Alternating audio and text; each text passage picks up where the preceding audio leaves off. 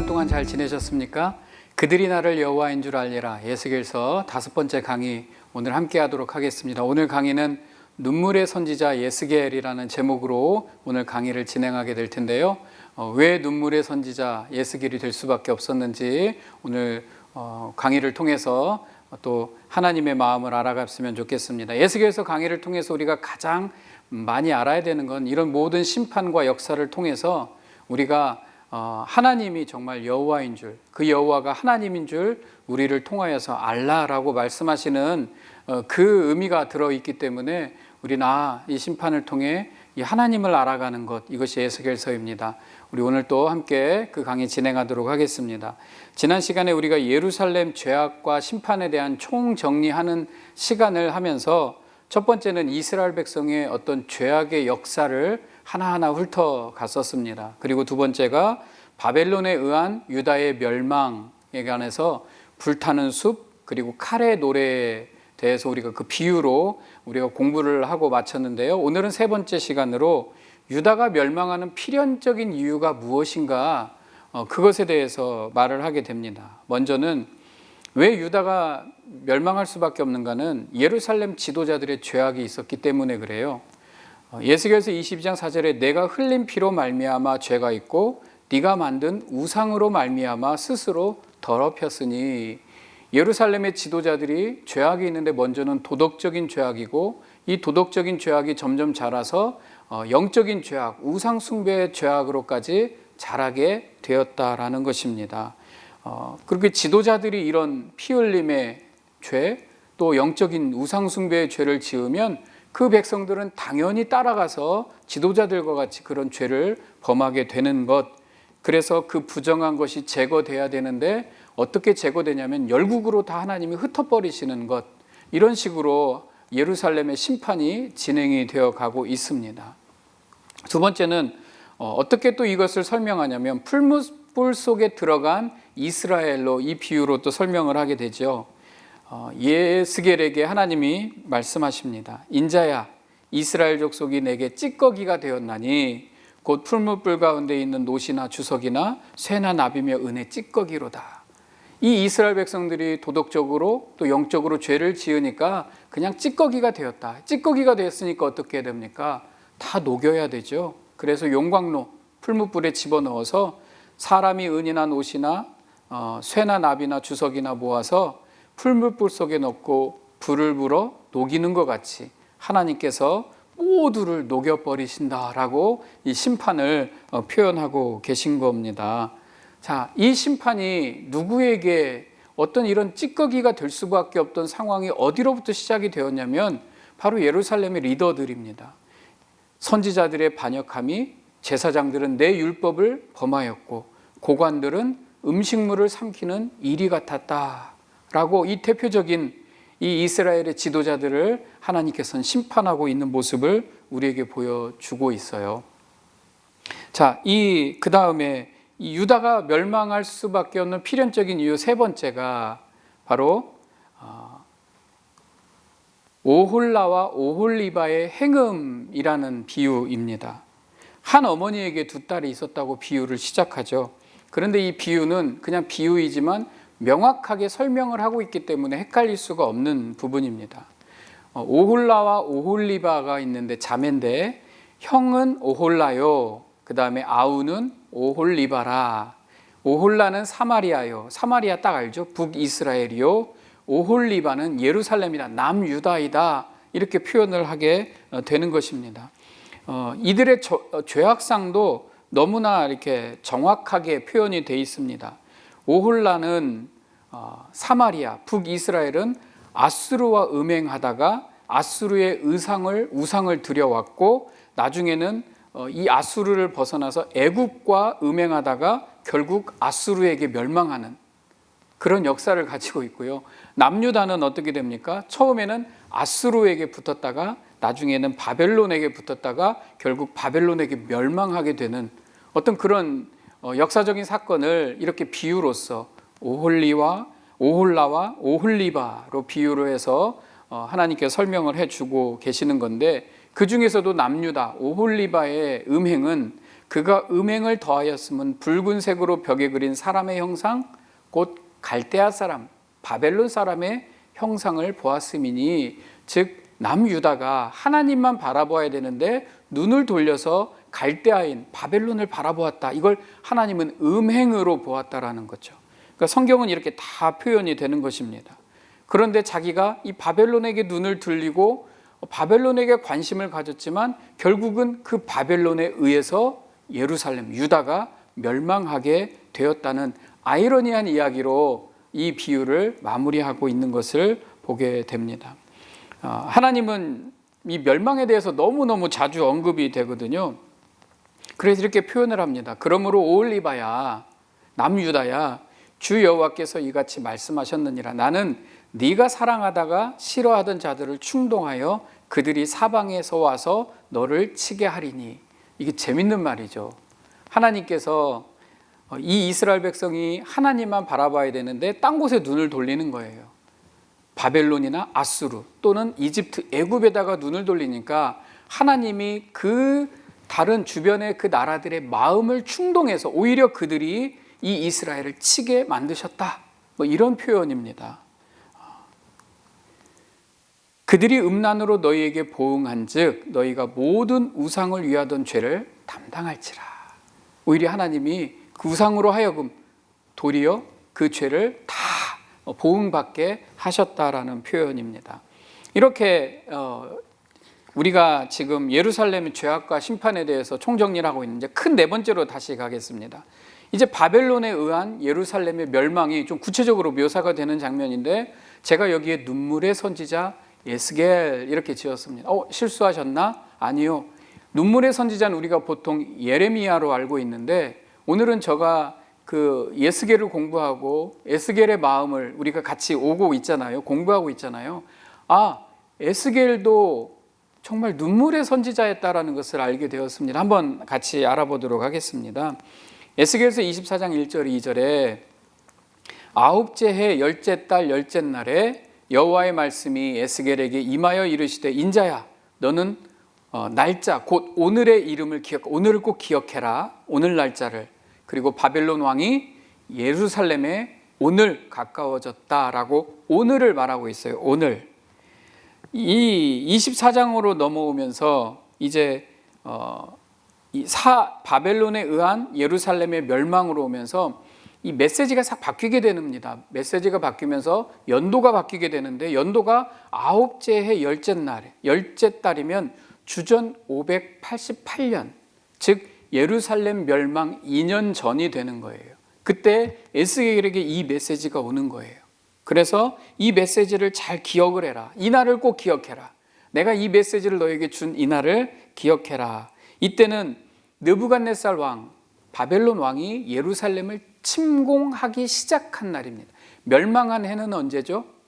남유다가 멸망한 예루살렘이 멸망당하는 해는 586년, 주전 586년. 지금은 588년, 2년 전이고 2년 전부터 바벨론의 느부갓네살이 유다를 두드리기 시작한 날이 바로 오늘이라는 겁니다. 그래서 에스겔에게 오늘을 기억해라 이렇게 말씀을 하고 계셔요. 자, 그러면서 주시는 비유의 말씀이 가마의 비유입니다. 가마를 걸고 이렇게 큰 솥 가마를 걸고 그 안에 좋은 고기와 뼈들을 넣고 삶는 장면을 보여주고 있는 거죠. 우리가 지난번 공부할 때에 가마솥의 고기, 가마솥 안에 최상급 고기는 좋은 음이라고 말을 한 거죠. 근데 하나님이 이 어떤 유대 지방, 이스라엘 지방에 이렇게 흘러내려오는 속담을 확 뒤집어 버리시는 겁니다. 뭐라고 뒤집으시냐면 이렇게 표현을 하고 계시죠. 피를 흘린 성읍, 녹슨 가마. 이 고기를 삶는 이 가마가 피 흘렸고 녹이 슬었다는 거죠. 쓸모가 없다라는 거죠. 그래서 그 속에 녹을 없이 하지 아니한 가마여. 쓸모가 없는 가마잖아요. 녹슬었으니까. 화 있을진저. 그 안에 고기 덩어리 담겨 있으면 녹슨 것에 아무리 담겨 있으면 그 고기를 먹을 수 있겠습니까? 그래서 하나님이 이것을 맨바 위에 두고 덮이지 아니하게 하면 분노를 나타내어 보응하려 함이로다. 이렇게 이 가마를 불에 태우고 있는 거예요. 그런데 나무를 많이 쌓고 불을 피워 고기를 삶아 녹이고 국물을 졸이고 뼈를 태우고 가마가 비우내는 그냥 이게 뭔 말이냐면 계속 떼고 떼워서 그 안에 있는 고기도 다 쫄아서 없어버려지게 되고 심지어는 이 가마가 이 녹이 다 녹아 없어질 때까지 불을 지피라. 하나님의 진노와 하나님의 심판이 임하게 되는 것을 이 빈 가마를 통해서 보여주고 있는 것입니다. 여러분, 이 구리 가마라는 것이 일반 백성들은 그 당시에는 쓸 수가 없는 귀한 거였다고 합니다. 그러니까 이 구리 가마가 구리솥이 녹이 슬었다. 근데 이 구리 가마는 보통 어디에 쓰였냐면 하나님께 드리는 제물을 삶는데 삶아내는데 쓰인 게 바로 구리 가마였다라는 거예요. 근데 이 구리 가마는 하나님과 교제할 때 영적 상징을 나타내는데 이 구리 가마가 녹이 슬었어요. 영적으로 문제가 있다라는 거죠. 쓸모가 없기 때문에 하나님이 불로 태워서 그 녹을 싹 녹여버리겠다, 이렇게 말씀을 하시는 겁니다. 메시지는 분명합니다. 이 예루살렘의 귀족이든 백성이든 뭐 고기든 좋은 고기든 뼈든 뭐든 다 녹아내려서 최후의 심판을 당하게 될 것이다 라고 하나님이 말씀하시는데, 이게 죄악에 대한 하나님의 분노의 표현이에요. 근데 그 중에 하나님이 가장 싫어하는 게 뭐냐면 너의 더러운 것들 중에 음란이 그 하나이니라. 그 일이 이루어질지라 내가 돌이키지도 아니하고 아끼지도 않으며 뉘우치지도 아니하고 이 일을 하나님께서 행하시겠다. 음란을 하나님이 싫어한다는 거죠. 음란, 영적 우상숭배를 말하는 겁니다. 하나님이 제일 싫어하는 영적인 음란, 우상숭배를 하나님이 제일 싫어하신다라는 거죠. 그러니까 지금은 우리에게도 마찬가지입니다. 하나님이 우리에게 가장 싫어하는 죄가 우상숭배입니다. 그 어떤 게 우상숭배일까? 이게 우리가 하나님 말씀을 배우고 묵상하고 나 자신을 말씀 앞에 비추면서 나에게 있는 우상은 뭘까? 내가 하나님보다 더 의지하는 게 뭘까? 이것을 우리는 날마다 찾아내고 발견해서 녹여버려야 되는 거죠. 하나님의 진노가 임하기 전에. 그것이 우리의 신앙의 삶이 된다라는 겁니다. 자, 이 바벨론에 의해서 멸망한 이 두 번째 비유가 있어요. 눈물의 선지자 에스겔인데 에스겔의 아내가 죽는 일이 벌어지게 됩니다. 에스겔이 이 날짜를 잃어버릴 수가 없겠죠. 왜? 자신의 아내가 죽은 날이기 때문에 그렇습니다. 하나님의 심판이 임하는데 에스겔의 아내가 죽은 날이기도 한 것입니다. 내가 아침에 백성에게 말하였더니 저녁에 내 아내가 죽었으므로 아침에 내가 받은 명령대로 행하매. 이 인생의 큰 전환점이 되는 시기입니다. 하나님은 어떤 비유를 통해서 예루살렘이 멸망하는 것을 지금 계속 에스겔에게 뭐 연극도 하라고 그러고 판토마임도 하라고 그러고 별 쇼를 다 하면서 그 하나님의 심판이 어떻게 임할 것이다라는 것을 이 포로 공동체에 있는 유다 백성들에게 보여주고 있는데, 이번에는 자기 아내가 죽는 장면을 통해서 예루살렘의 심판을 설명하라고 하고 있다라는 겁니다. 말이 되지 않는 일인데 한번 보겠습니다. 어떻게 진행이 되는지. 에스겔 아내의 죽음, 첫 번째, 가장 기뻐하는 것을 빼앗게 됩니다. 인자야, 내가 내 눈에 기뻐하는 것을 한번 쳐서 빼앗으리니 너는 슬퍼하거나 울거나 눈물을 흘리거나 하지 말며. 여러분, 에스겔은 젊은 나이입니다. 30대. 예. 그의 아내를 이렇게 표현했죠. 내 눈에 기뻐하는 것. 아내를 사랑하는데 에스겔이 아내를 방치한 사람이 아니었습니다. 에스겔은 아내를 사랑하고 그 눈에 기뻐하는 사람이 바로 자기의 사랑하는 아내였습니다. 가장 사랑스러운 표현으로 내 눈에 기뻐하는 것, 그리고 그 아내는 에스겔을 따라서 포로 공동체, 포로 생활까지 따라오게 되었습니다. 이미 젊은 나이에 에스겔의 아내도 산전수전을 다 겪었을 거예요. 근데 에스겔이 하나님으로부터 메시지를 받을 때 이상한 행동을 막 합니다. 누워있고 390일을 누워있고 돌아서 누워있고 머리털과 수염을 밀어서 그 옆에서 이 수발을 다 들으면서 에스겔의 모든 행동을 지켜보았지만 묵묵하게 에스겔이 하는 그 일들을 다 도와주었던 그런 아내였습니다. 근데 하나님이 그 아내를 한 번 쳐서 빼앗는다. 에스겔이 아내를 사랑했다는 표현은 하나도 없지만 내 눈에 기뻐하는 것을 내가 빼앗겠다라고 하나님이 말씀하셨는데, 바로 그 아내가 죽게 되었다라는 겁니다. 저는 여기에서요, 이렇게 숨어있는 에스겔의 마음을 봐요. 에스겔이 얼마나 힘들었을까. 두 번째는 더 웃깁니다. 자기 아내가 죽었는데 죽은 자를 위해 애도하지 말라, 슬퍼하지 말라 하나님이 명령을 하시는 거예요. 에스겔서 24장 17절 18 죽은 자들을 위하여 슬퍼하지 말고 저녁에 내 아내가 죽었으므로 아침에 내가 받은 명령대로 행하매. 와, 슬퍼하지도 말고 애도하지도 말고 초상집같이도 하지 말라고 이렇게 말씀을 하시는 거예요. 이 메시지를 전했는데, 야, 슬픈 자가, 죽은 자가 죽어도 슬퍼하지 말라라고 메시지를 전했는데 그 아내가 죽었죠. 그래서 이 에스겔은 그 마음속에 있는 모든 슬픔과 그런 아픔을 다 견디고 그 다음날 아침에 하나님이 명한 대로 행동을 했다는 거예요. 애도하지도 않고 슬퍼하지도 않았다. 예레미야가 눈물의 선지자였다면 에스겔 또한 당연히 눈물의 선지자였다라는, 저는 그렇게 생각을 해서 눈물의 선지자 에스겔이라고 소제목을 붙여본 것입니다. 에스겔의 아내가 죽었다는 소식이 들려오고 포로 공동체, 좁은 공동체이기 때문에 사람들이 몰려오고 꼭 우리나라 풍습과 비슷하거든요, 유다 사람들은. 그래서 이렇게 초상집에 왔을 거예요. 그런데 사람들이 놀랍니다. 초상집에 아무도 울지도 않고 애도하지도 않고, 이게 뭐야? 이건 뭐 말도 안 되는 상황일까? 그러나 이 비정상적인 모습을 통해서 하나님의 메시지가 나오게 되는 겁니다. 그 사람들은 물었을 거예요, 조심스럽게. 에스겔, 도대체 무슨 일이야? 이번엔 또 무슨 하나님의 메시지를 받은 거야? 그 메시지를 물어보는데 에스겔이 이렇게 말합니다. 에스겔의 아내처럼 예루살렘이 죽임을 당하게 될 거다. 예루살렘이 죽을 거야. 지금 예루살렘 멸망하기 2년 전 이야기잖아요. 내 아내가 죽은 것처럼 예루살렘이 죽을 거야. 이렇게 말하고 있는 거죠. 그들의 제일 기뻐하는 예루살렘 성전이 파괴되고 그들이 그곳에 남겨놓고 온 자녀들, 자기들 친척들이 다 죽임을 당하게 될 거라는 것을 에스겔이 메시지로 전해주고 있는 거죠. 이 메시지를 전하는 에스겔의 마음이 편했을까요? 저는 찢어지는 마음이었을 거다라고 생각을 하게 됩니다. 자, 이것을 통해서 우리는 에스겔이 뭘 하고 있냐면 하나님의 대역을 하고 있다라는 메시지를 받게 됩니다. 에스겔서 24장 25절에서 27절에 인자야 내가 그 힘과 그 즐거워하는 영광과 그 눈이 기뻐하는 것과 그 마음이 간절하게 생각하는 자녀를 데려가는 날, 곧 그날에 내 입이 열려서 다시는 잠잠하지 아니하리라.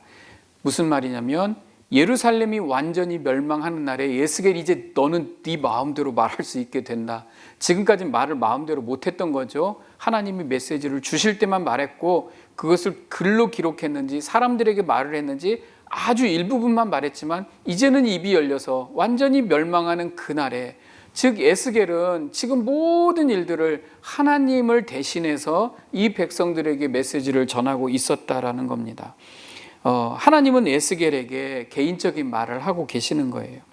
그러니까 에스겔이 너 힘들지, 너 슬프지. 그런데 에스겔이 하나님을 대역하고 있다는 것은 에스겔이 말할 수 없는 찢어지는 아픔이 하나님의 아픔이라는 것이에요. 하나님 눈 안에 기쁨이 되는 게 바로 예루살렘이었고 예루살렘, 이스라엘 민족이었어요. 유다 민족이었어요. 근데 그 민족이 바로 죽게 되는 거죠. 그러니까 마치 에스겔이 자기 아내가 죽는 것 같은 그 아픔이 하나님의 아픔이었다라는 거죠. 그러니까 지금 이 비유를 통해서 하나님은 자기를 보여주고 계시는 거예요. 내가 하나님인 줄 알지어다. 내 마음이 어쩐 줄 알지어다. 너희들이 우상 숭배할 때 내 마음이 어쩐지 알지어다. 이 이야기를 에스겔서를 통해서 하나님이 우리에게 말씀하고 있는 것입니다. 그리고 하나님은 여기에 메시지가 하나 더 들어가죠. 하나님이 가장 기뻐하시는 독생자들 예수를 내가 십자가에 달려서 죽게 할 것이다 라는 메시지가 여기 들어있는 것이에요. 에스겔의 아내의 죽음을 통해서 하나님이 가장 사랑하는 독생자 아들, 그 아들을 십자가에 죽게 함으로 이 모든 심판이 해결되고 모든 죄악이 해결되는 일들을 하나님께서 이루시겠다. 그 일을 에스겔이 지금 대역으로 감당하고 있다라고 하나님 메시지를 통해서 말씀하고 있습니다. 에스겔이 이것을 알았을까요? 에스겔이 다 알고 있었을까요? 우리는 이 성경을 통해서, 신약을 통해서 다 알고 있지만 에스겔도 어쩌면 일부분만 알고 있었을지 모릅니다. 그러나 하나님, 우리는 말씀을 통해서 다 알고 있잖아요. 아, 하나님께서 막 심판 이렇게 하니까 우리는 그냥 무섭다, 두렵다가 아니라 이 안에 담겨 있는 하나님의 마음과 하나님의 그 이루어 가시는 하나님의 계획을 우리는 볼 수 있어야 됩니다. 그게 바로 에스겔서를 공부하는 이유입니다. 예루살렘이 파괴되는 날 에스겔의 입이 열릴 것이다. 그리고 누군가가 와서 에스겔에게 정확하게 말해줄 정도로 그 일은 확실하다라고 에스겔에게 말씀해주고 있는 것입니다. 여기까지가 이제 본문 두 번째 공부를 다 한 겁니다. 우리가 지금까지 에스겔서가 넓잖아요. 1장부터 11장까지가 하나님의 임재, 예루살렘에 하나님의 임재가 있다가 하나님의 영광이 떠나는 장면, 우리가 그것을 1장에서 11장까지 다뤘고요. 그리고 이제 이스라엘을 향한 하나님의 심판이 본격적으로 적어진 곳이 12장에서 24장, 피 흘림과 우상 숭배, 지금까지 우리가 공부한 게 이스라엘에 대한 심판이었습니다. 그리고 이제 오늘부터 공부해야 되는 게 세 번째, 본문 세 번째죠. 열국에 대한 심판이 25장에서 32장입니다. 에스겔서가 48장까지 있어요. 진도 많이 나왔죠? 그러나 여러분들이 이건 큰 흐름으로, 큰 줄기로 따라오셔야 에스겔서 전체가 눈에 들어오게 되실 겁니다. 이제 열국에 대한 심판, 이제 이스라엘에 대한, 유다에 대한 심판은 이게 다 이제 정리가 됐고, 이제 열국, 모든 주변의 열방에 대한 그 심판을 하나님이 에스겔서를 통해서 메시지를 전합니다. 그런데 그 이유가 뭐냐면 열국이 나를 여호와인 줄 알리라. 하나님의 심판에는 목적이 있어요. 그들이 나를 하나님인 줄 알아야 되는 거예요. 그걸 모르면 이 심판에는 의미도 목적도 없는 거죠. 그렇기 때문에 하나님이 심판을 통하여서 계속 에스겔의 메시지 이 마지막 부분에는 그들이 나를 여호와인 줄 알지라. 내가 이 심판을 행하는데 그들이 그것을 통해서 나를 여호와인 줄 알지라. 이 메시지가 계속 들어가게 되는 겁니다. 이 열국에 대한 심판에는 7개 나라가 나옵니다. 7개 나라가 나오는데 암몬, 모압, 에돔, 블레셋, 두로, 시돈, 이집트에 대한 7개 나라가 이렇게 나오는데, 지도를 한번 보시면 북이스라엘과 남유다를 통해서 주변으로 블레셋, 에돔, 모압, 암몬, 그 다음에 이쪽 두로, 시돈이 이쪽에 있고요. 그 다음에 밑으로 이집트가 있습니다. 이렇게 7개 나라를 대표성을 가지고 있는데, 이것은 딱 7개 나라만 심판하겠다가 아니라 이 7개 나라는 세상 나라를 대표하는 겁니다. 이 7이라는 숫자가 그렇게 쓰인 거죠. 마치 이스라엘 백성들이 가나안 정복을 하고 가나안의 7족속을, 가나안엔 7족속만 있었던 게 아니에요. 더 많은 족속들이 있었지만 대표성을 가지고 7족속, 가나안 7족속이라고 말하는 거고, 그것은 가나안 전체를 의미하는 것이듯이 이 나라, 7개 나라라는 것은 세상의 모든 나라를 의미하는 겁니다. 그래서 이스라엘이 멸망하는데 이스라엘이 어떻게 이 나라가 무사할까? 주변 나라가 다 같이 망하거든요. 그래서 잡아먹을 나라가 없어요. 사실은 저 바벨론이나 아수르는 멀리 있기 때문에 여기까지 올 수가 없고, 주변 나라들은 다 같이 망하기 때문에 남유다나 이스라엘을 잡아먹을 여력이 없었습니다. 참 역사는 공부해 보면 그런 어떤 의미가 좀 들어져 있습니다. 자, 이 25장부터 32장이 길지만 오늘 다 맞춰야 되거든요. 이 열국에 대한 심판에 대한 25장부터 32장이 딱 이런 구조로 되어 있습니다. 그러니까 에스겔이 이 글을 쓰면서 말로써 이렇게 메시지를 순서대로 정한 게 아니라 하나님께 받은 메시지를 기록을 했어요. 그래서 나중에 25장에서 32장을 중간에 딱 집어넣은 것 같아요. 그래서 이것을 나라별로 이렇게 정리를 했습니다. 이때 메시지를 받았습니다. 1월 1일, 그 다음에 1월 2일, 1월 3일 이렇게 적어내려간 게 아니라 이 나라에 대한 메시지를 따로 정리, 이 나라에 대한 메시지를 따로 정리. 그래서 연도가 왔다 갔다 해요.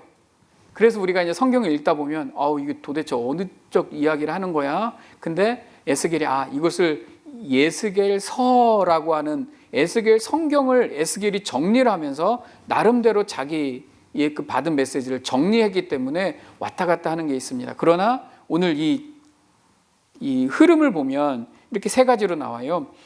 25장에서 28장까지, 28장 23절까지가 이 6 나라에 대한 심판, 그리고 애굽을 뺀 6 나라, 대한 심판이 되고요. 중간에 이스라엘의 회복과 소망에 대한 세 개 구절이 딱 들어가 있어요. 그리고 마지막은 예굽에 대한 심판이 많이 나열되어 있는데 이게 모두 97절, 여긴 3절. 이게 이제 히브리 옛날 사람, 구약에 글을 쓰던 사람들이 이렇게 자기들 방법대로 쓴 거예요. 알파벳대로 글을 쓰거나 A, B 이런 식으로 글을 쓰거나 이렇게 흐름을 통해서 어떤 구조를 통해서 이렇게 썼던 것. 이게 히브리적인 언어를, 히브리어를 통해서 글을 쓰는 사람들의 방법입니다. 그런 게 있다라고만 알면 되지 이게 그렇게 우리가 공부해서 깊게 들어갈 내용은 아닌 것 같아요. 그래서 이런 구조로 오늘 이렇게 한번 같이 해보도록 하겠습니다. 먼저 네 나라에 대한 심판, 암몬, 모압, 에돔, 블레셋에 대한 심판을 하나님이 말씀을 해주십니다. 암몬과 모압을 향한 심판이 있는데 먼저 암몬과 모압의 죄악, 어떻게 내 성소가 더럽힘을 받을 때에 내가 그것에 관하여 이스라엘 땅이 황폐할 때에 내가 그것에 관하여 유다 족속이 사로잡힐 때에 내가 그들에 대하여 이르기를 아하 좋다 하였도다. 이 암몬 족속은 초반에 유다의 마지막 왕 시드기야와 결탁을 합니다.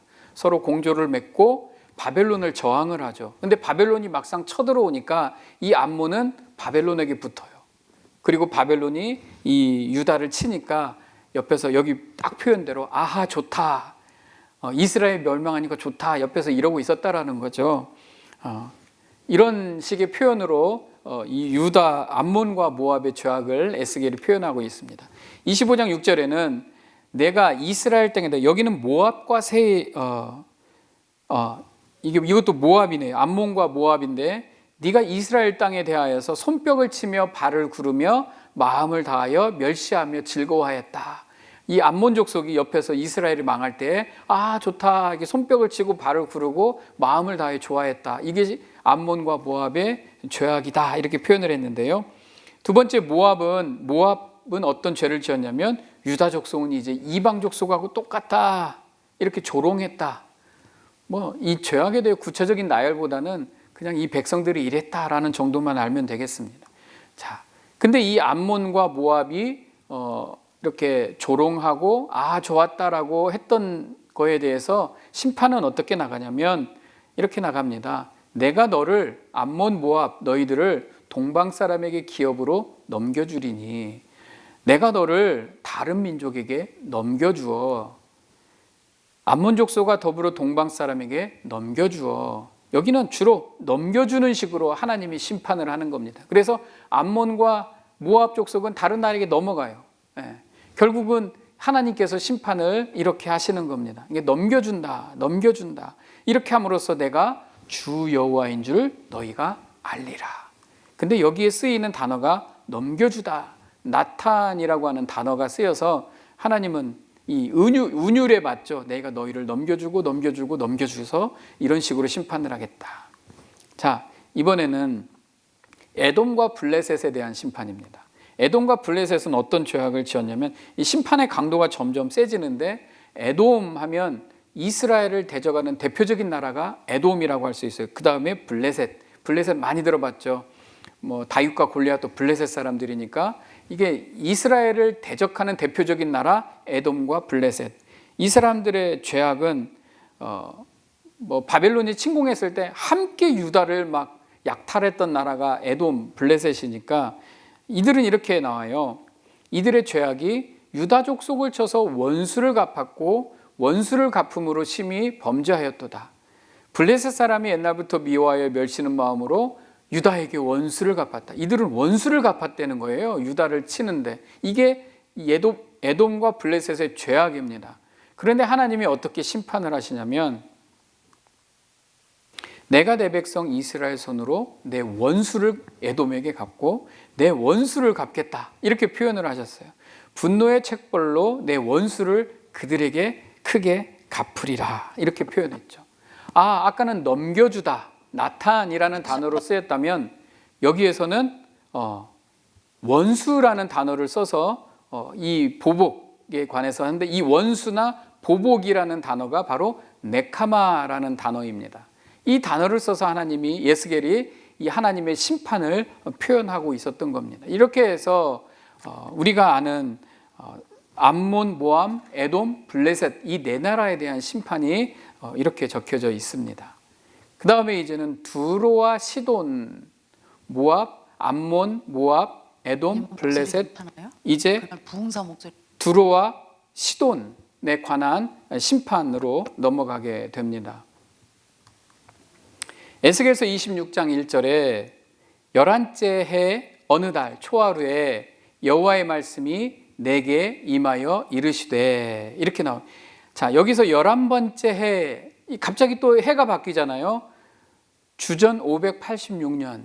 여러분, 주전 586년이 언제죠? 예루살렘이 멸망하는 해입니다. 예루살렘이 멸망하는 해. 바로 예루살렘이 멸망하는 해가 주변 국가들도 멸망할 수 있는 그런 해, 그런 연도가 될 수 있다는 것을 지금 메시지를 통해서 알고 있는 거죠. 11번째 주전 586년에 에스겔에게 또 메시지가 임하여서 두로와 시돈에 대한 심판의 메시지가 전해지게 된다는 겁니다. 먼저 두로에 대한 심판, 정신없죠. 계속 심판은 똑같은 말입니다. 그리고 이 내용이 긴데 어떤 식으로 심판받았다라는 내용도 있지만 그것보단 중요한 게 이 나라들이 하나님 앞에 심판을 받았다라는 게 더 중요합니다. 이 두로에 대한 심판인데, 이 두로는 바벨론에 의해서 심판을 받게 됩니다. 이 두로라는 것은 약간 특이한 나라입니다. 혹시 기억하시는 분들이 있을지 모르겠지만 솔로몬이 성전을 지을 때에 두로 왕 히람에게 도움을 받게 됩니다. 그래서 그곳에서 백향목, 나무나 모든 자재들을 이 이스라엘에게 공급해주고 하나님의 성전, 예루살렘 성전을 짓는 것을 기억하실 것입니다. 바로 이 두로 사람들은 이스라엘에 대해서 잘 알았어요. 그리고 이스라엘 백성들이 하나님의 성전으로 인해서 복 받는 것을 잘 알고 있었습니다. 그리고 자기들도 그런 복을 받는 것을 솔직히 원했던 나라가 바로 두로입니다. 근데 이 두로가 왜 심판을 받냐면, 두로가 예루살렘에 관하여 이르기를 아하, 만민의 문이 깨져서 내게로 돌아왔도다. 그가 황폐하였으니 내가 충만함을 얻으리라. 이게 두로가 교만한 거예요. 자기 중심적인 해석을 하고 있는 겁니다. 마치 예루살렘의 복이 이제 예루살렘이 망했으니까 자기에게로 돌아올 거다라고 말하고 있다라는 겁니다. 근데 이 두로에 대한 심판이 되게 길게 나열이 돼 있어요. 왜냐하면 이 두로가 가진 어떤 영적인 교만의 죄가 굉장히 컸던 것으로 보여집니다. 그게 뭐냐면 나중에 바벨론이 예루살렘을 함락시키고 바로 두로를 치게 되거든요. 한번 보면 에스겔서 26장 7절에 내가 왕들 중에 왕 곧 바벨론의 느부갓네살 왕으로 하여금 두로를 치게 할 때에 하나님이 바로 이 예루살렘 멸망시키고 두로를 치는데, 두로를 너를 맨바위가 되게 하겠다. 여러분, 두로라고 하는 이 도시는 항구 도시인데 약간 섬이에요. 섬에 있는, 섬으로 되어 있는 도시고, 이 두로라는 뜻이 바위라는 뜻이에요. 바위. 근데 내가 너를 맨바위가 되게 하겠다. 맨바위, 아무것도 없는 맨바위가 되게 하겠고, 네가 그물 말리는 곳이 되고 다시는 건축하지 못하게 하겠다. 이 두로의 심판을 하나님께서 말씀하고 있는 것입니다. 나중에 이 바벨론이 와서 이 두로를 엄청 두들깁니다. 13년 동안 괴롭히는데 함락시키지는 못합니다. 그러나 결국에 나중에 보면, 역사를 보면 27째 해 첫째 달, 이게 한참 지금 뭐 11번째 했다가 27번째 한 570년, 580년, 570년 경, 주전 570년 경에 있는 그 일을 또 예스겔이 메시지로 적어 놓은 건데, 그와 군대가 수고한 대가를 두루에서 얻지 못했다. 나중에 바벨론이 13년 동안 두들기지만 결국 멸망시키지는 못했어요. 그러니까 힘들게 하고 황폐화는 시켰지만, 맨바위는 만들었지만 점령하지는 못하게 되었다는 겁니다. 역사적으로 보면 나중에 알렉산더 대왕이 와서 이 두로를 완전히 멸망을 시키는데, 이게 섬으로 되어 있기 때문에 난공불락이에요. 근데 알렉산더 대왕은 나중에 와서 이 몇 킬로 떨어져 있는 이곳을 흙으로 메워요. 흙으로 메워서 그곳에 가서 두로를 나중에 멸망시키는데 그게 주전 300년, 330년 경에 그런 일들이 이루어지게 됩니다. 그렇지만 지금 당장은 13년 동안 바벨론이 황폐화시키고 괴롭히는 일들로 되어지게 되는 것입니다. 자, 이 바벨론에 의한 두로의 심판이 이렇게 묘사가 되어 있고요.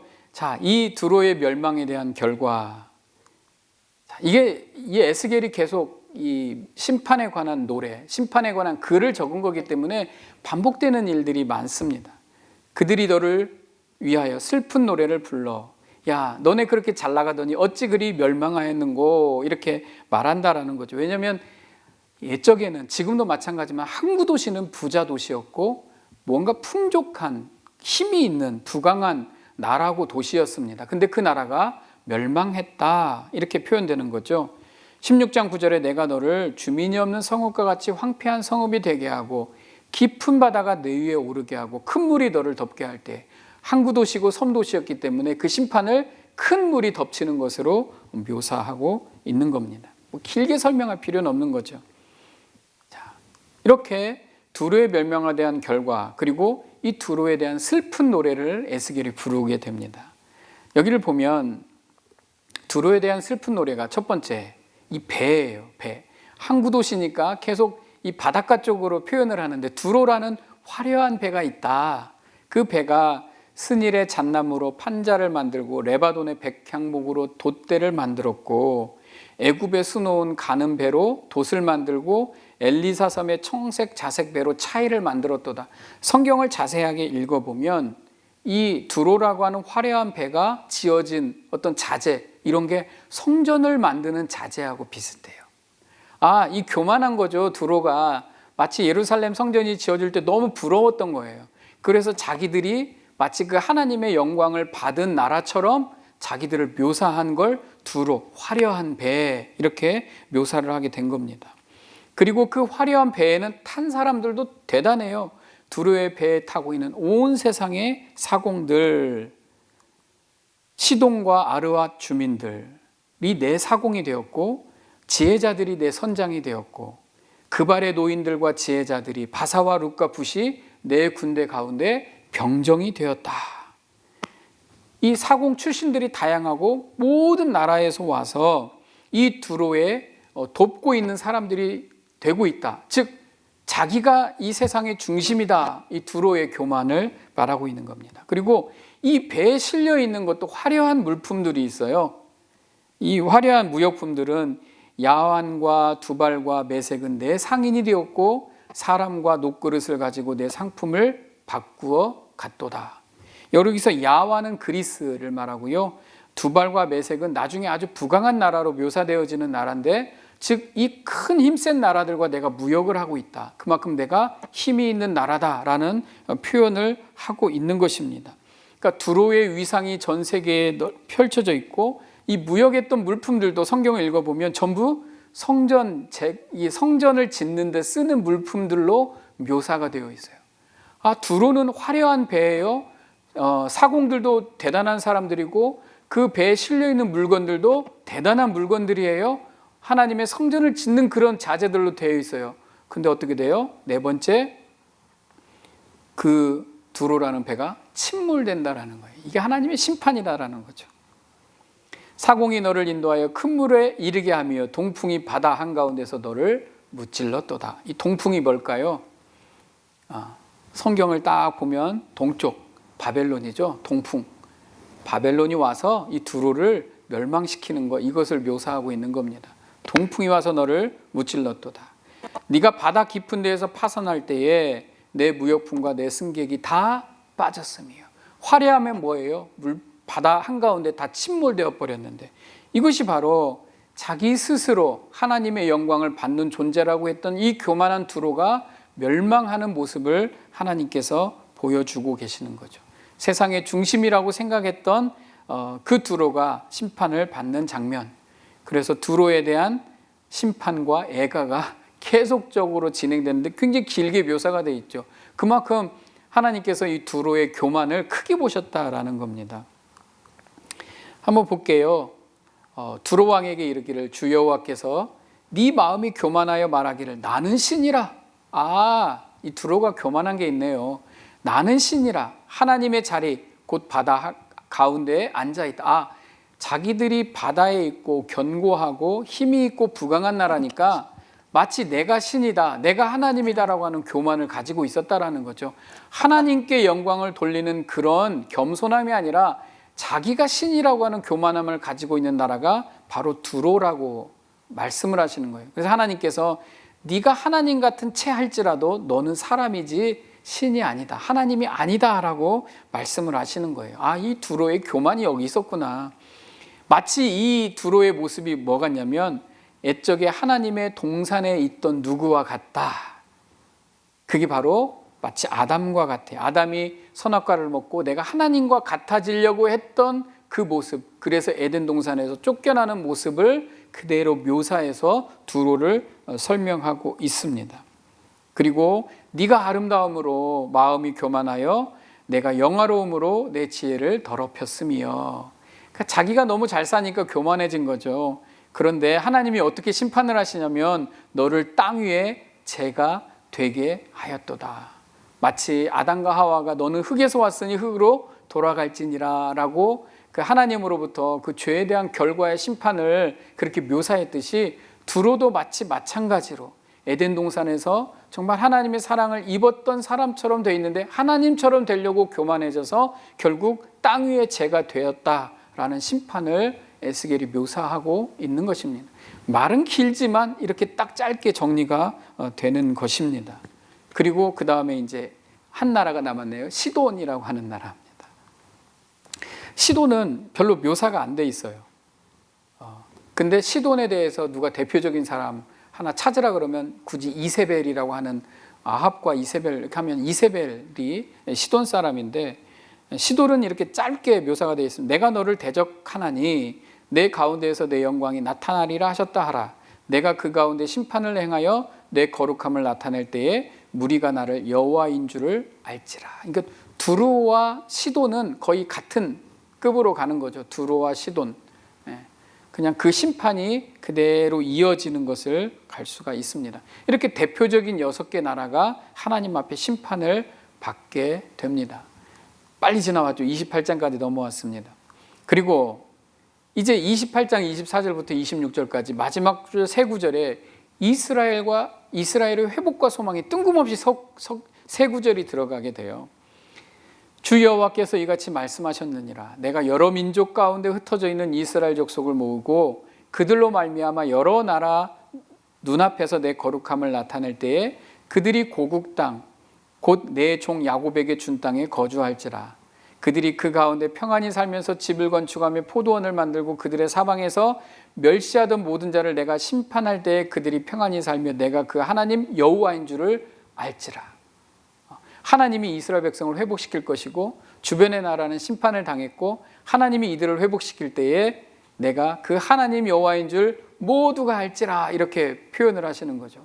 그리고 이제 마지막 남은 한 나라 애굽에 대한 심판을 또 이제 에스겔을 통해서 보여주는 겁니다. 이것은 에스겔의 묘사입니다. 에스겔이 하나님 앞에 받은 심판을 글로써 이렇게 정리를 할 때에 하나님이 그 중심에 모든 열국의 심판 가운데 하나님의 마음은, 하나님의 중심은 이스라엘의 회복에 있다.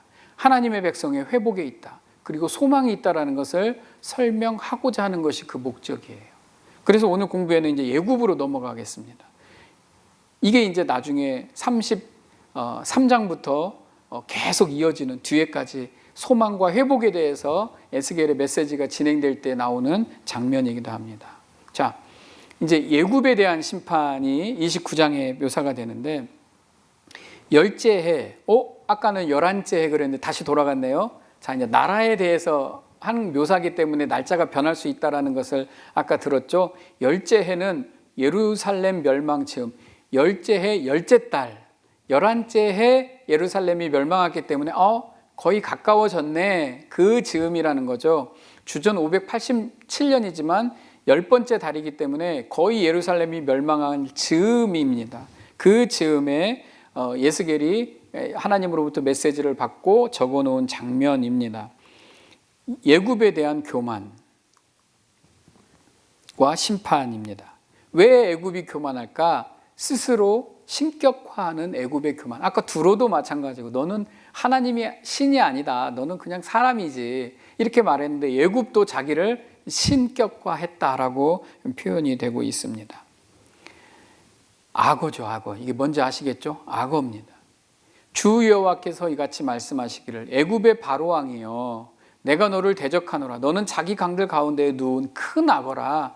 스스로 이르기를 이 강은 내 것이라. 내가 나를 위하여 만들었다 하는도다. 애굽 고대 근동에서 무질서 세력을 상징하는 가장 큰 바다 괴물을 상징하라면 악어라고 표현을 할 수 있고, 하나님은 이 악어가 애굽이다 이렇게 표현을 한 거죠. 나일강에 대표하는 짐승이 바로 악어니까 이 애굽을 언급할 때는 너희들은 죄를 지었다가 아니라 너는 악의 세력이다 이런 식으로 표현을 했어요. 너희들은 이런데 죄를 지었다가 아니라 너희들은 그냥 악의 근원이다, 악의 세력이다, 너는 바다 악어다, 이렇게 넌 괴물이다 이렇게 표현을 했죠. 애굽이 그만큼 어떤 영적으로 많은 죄를 지은 나라였습니다. 그리고 애굽의 모든 주민이 내가 여호와인 줄을 알리라. 애굽은 본래 이스라엘 족속에게 갈대 지팡이라. 이 지리적으로 보면 이 이스라엘, 북이스라엘과 남유다, 지도를 나중에 한번 보시고 이 방향이 어느 쪽인지 모르겠는데 제 입장에서 이 애굽이 이쪽에 있다면 이쪽에 아수르, 바벨론이 있습니다. 그럼 이스라엘 백성들은 아수르가 쳐들어오면 가서 애굽에게 구원을 요청했고, 바벨론이 쳐들어오면 또 이쪽 가서 이집트, 애굽에게 구원을 요청했어요. 근데 하나님은 애굽에게 지원 요청하는 걸 굉장히 싫어하셨어요. 이건 우상 숭배다, 이건 하나님 뜻이 아니다 계속 말씀하셨어요. 근데 애굽은 여기가 뚫리면 자기네한테 바로 오기 때문에 자꾸 북이스라엘과 남유다를 도와주는 거예요. 정치적으로, 전략적으로. 그래서 애굽이 항상 도와주는 거지만 정말 도와주는 게 아니라 아수르와 바벨론이 강대국이 쳐들어온 방패막이가 남유다, 북이스라엘이기 때문에 도와주는 건데, 하나님은 그렇게 하지 마라 라고 말씀을 계속 하셔서 애굽한테 계속 뭐라고 하시는 거예요. 애굽은 악한 용도로 쓰이고 있다. 그런데 이 느부갓네살이 남유다를 쳐들어옵니다. 588년, 2년 전, 망하기 2년 전에. 그러니까 애굽이 어떻게 해요? 자기들의 군대를 이끌고 유다를 지원하기 위해서 쳐들어오는 거죠. 587년. 그런데 느부갓네살 왕이 이 쳐들어오는 이집트를 향해서 가서 이집트를 격파하게 됩니다. 그리고 쫄딱 패하고 다시 물러나게 되고, 이 느부갓네살이 왕에서 다시 유다를 치고 유다는 586년에 패하게 되는 거죠. 즉 588년에 쳐들어왔는데 587년에 더 올라오는 애굽을 치고 그 다음에 586년에 예루살렘이 멸망하게 되는 거죠. 애굽은 아무런 쓸모없는 갈대 지팡이와 같이 힘없는 존재가 되었다. 이것을 묘사하고 있는 것입니다. 그래서 애굽은 헛된 소망으로 이스라엘이 항상 애굽을 기대게 만들었죠.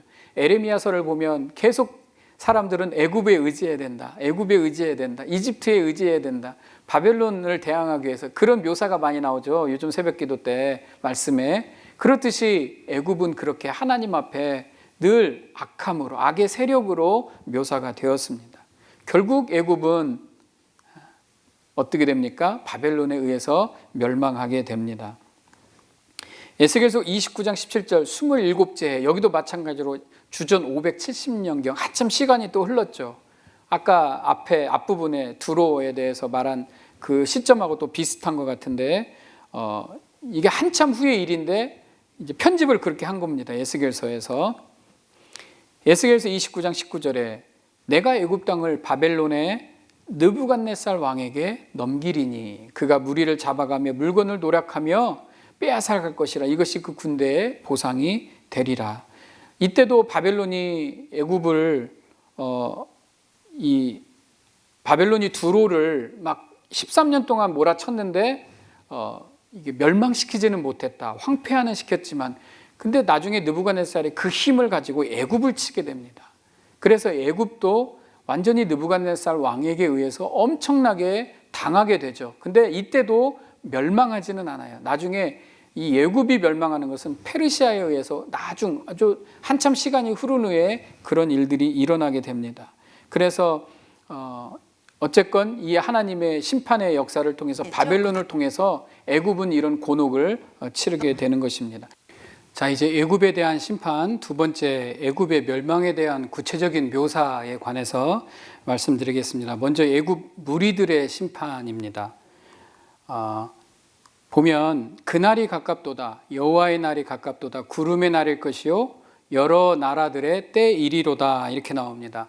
애굽 말고 애굽을 도왔던 모든 나라들도 심판을 받게 될 텐데 왜 이 날이 구름의 날이냐면 이집트는 태양을 숭배하는 어떤 그런 상징이 있기 때문에 이 태양을 가리는, 태양신을 가리는 구름의 날, 하나님이 임재하는 날에 그 태양을 가리는 구름의 날일 것이다. 그리고 여러 나라들이 망하는 때일 것이다 라는 묘사를 하고 있는 것입니다. 내가 또 바벨론의 느부갓네살 왕의 손으로 애굽의 무리들을 끊으리니 그 일들이 다 바벨론 느부갓네살 왕에 의해서 이루어지게 된다라는 것입니다. 하나님은 항상 바벨론을 전면에 내세워서 애굽과 그 주변의 모든 우상을 섬기는 나라들을 심판하신다라고 표현을 하고 있지요. 이렇게 하나님이 애굽 심판하시는 것은 우상 숭배에 대한 심판이라는 것을 알 수 있는 게 이 예스겔서 30장에 묘사된 애굽 말고 다른 나라들이 어떤 대표적인 그 시대의 어떤 세상신을 섬기는 나라들입니다. 그래서 하나님이 이 애굽에 대한 심판이, 주변 나라들에 대한 심판이 결국은 우상 숭배에 대한 심판이다라는 것을 우리가 알 수 있습니다. 이같이 내가 애굽을 심판하리니 내가 여호와인 줄을 그들이 알리라. 자, 이제 애굽 왕의 팔을 꺾다 이렇게 묘사되어 있습니다. 에스겔 30장 20절 11째 해 첫째 달 일곱째 날에, 이제 우리가 연도를 좀 이제 알겠죠. 주전 586년 예루살렘이 멸망하는 해입니다. 내가 애굽 바로 왕을 대적하여 그 두 팔, 그 성한 팔과 이미 꺾인 팔을 꺾어서 칼이 그 손에서 떨어지게 하고, 이미 꺾인 팔을 꺾었다. 이런 묘사도 결국은 하나님께서 애굽에 대해서 많이 쓰시던 묘사입니다. 신명기 4장 34절에 어떤 신이 와서 시험과 이적과 기사와 전쟁과 강한 손과 편팔과 크게 두려운 일로 한 민족을 다른 민족에게 인도하여 낸 일이 있느냐. 하나님의 강한 손과 편팔이 있기 때문에 그 팔로 이스라엘의 팔을 꺾었다. 이런 묘사가 되게 되는 거죠. 이렇게 애굽에 대해 심판이 결국은 애굽의 최후로 이어지게 됩니다. 11째 해 셋째 달 초하루에 이제 점점 가까워지도 예루살렘이 멸망하는 그 해에 와서 여호와의 말씀이 내게 임하여 이르시되, 이제 이 아수르에 대해서 묘사를 하게 됩니다. 갑자기 애굽의 최후를 말하다가 아수르가 등장을 해요. 근데 아수르가 마치 모든 숲에 가장 크게 솟아오른 그런 나무와 같다 이렇게 묘사를 하는데, 볼지어다 아수르 사람은 가지가 아름답고 그늘은 숲의 그늘 같으며 키가 크고 꼭대기가 구름에 닿은 레바논 백향목이었느니라. 왜 갑자기 아수르 사람이 나오지? 그리고 아수르 사람을 막 띄웁니다. 그리고 이렇게 나오죠. 그의 키가 크고 꼭대기가 구름에 닿아서 높이 솟아났으므로 마음이 교만하였은즉 내가 여러 나라의 능한 자의 손에 넘겨줄지라. 이 레바논 백향목과 같은 아수르가 이렇게 컸는데 이게 너무 교만해서 하나님이 다른 나라에게 넘겨주겠다 이렇게 묘사를 하고 있는 것입니다. 아니 왜 갑자기 아수르를 이렇게 공중에 푹 띄우다가 마치 아수르가 좋은 나라처럼 묘사하다가 갑자기 쿵 떨어뜨리는 그런 느낌을 받게 되는 거예요. 그러면서 이 에스겔의 메시지는 이 아수르처럼 애굽이 똑같이 될 것이다 이렇게 표현을 하는 거죠. 너의 영광과 위대함이 에덴의 나무들 중에서 그 어떤 것과 같은 거, 그러나 내가 에덴의 나무들과 함께 지하에 내려갈 것이요 거기에서 할례를 받지 못하고 칼에 죽임을 당한 자 가운데에 누우리라. 이들은 바로와 그의 모든 군대니라. 이 아수르와 같이 높이 우뚝 솟아서 어느 누구보다도 뛰어난 나라와 같았지만 교만하여서 이 쓰러지고 넘겨진 이 아수르와 같은 이 백향목이 결국은 애굽이다. 애굽이 이렇게 멸망하게 될 것이다 라는 것을 보여주고 있습니다. 항상 애굽은 어느 나라를 심판하고 슬픈 노래 애가를 부르게 됩니다. 이집트를 위한 애가. 12째 해, 12째 달 초하루에 이제 주전 585년 예루살렘이 멸망한 후 한 해가 지나가서 하나님께서 열국에 대한 심판을 계속 이어가는데 이 애굽의 심판에 대해서 이제 예스겔이 노래하는 거죠. 이미 나왔던 내용입니다. 바다 가운데 큰 악어인 애굽의 멸망, 그리고 애굽을 심판하는 바벨론의 느부갓네살, 이미 다 나왔던 내용이죠.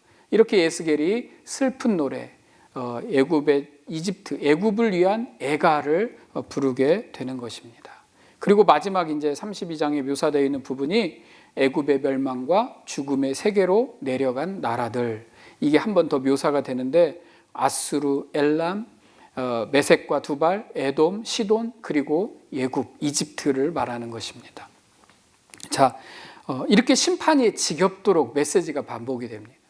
그냥 지금까지 어느 나라가 심판받고 어느 나라 죄악이 있고 벌받고 피 흘리고 우상 숭배하고 이게 계속적으로 묘사를 되어지는데 하나님의 영광을 가리우고 그 임재를 훼손하는 모든 열방은 다 심판을 받게 되어 있다. 근데 왜 이렇게 심판을 강조할까요?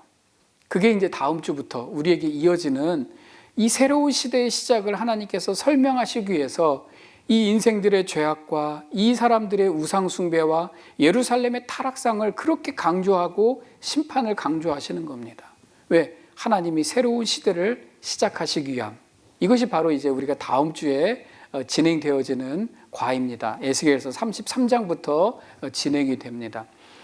우리가 오늘도 공부를 통하여서 모든 열방이 열국이 심판을 당했고 에스겔을 통해서 하나님의 그 심정을 담아 놓으셨듯이 하나님은 하나님의 그 역사 속에서 하나님의 계획을 이끌어 가시고 십자가 사건을 통하여서 내 눈에 기뻐하는 것을 잃어버리는 에스겔의 심정, 그리고 그것을 통해 하나님의 심정을 우리에게 말해주고 있습니다. 에스겔서를 통하여서 그들이 나를 여호와인 줄 알라, 그들이 내가 하나님인 줄 알았으면 좋겠다 하는 하나님의 마음을 잘 깊이 깨달는 그런 에스겔서 공부, 또 그런 저와 여러분 되기를 주님의 이름으로 축복합니다. 또 다음 주에 뵙겠습니다. 감사합니다. 수고하셨습니다.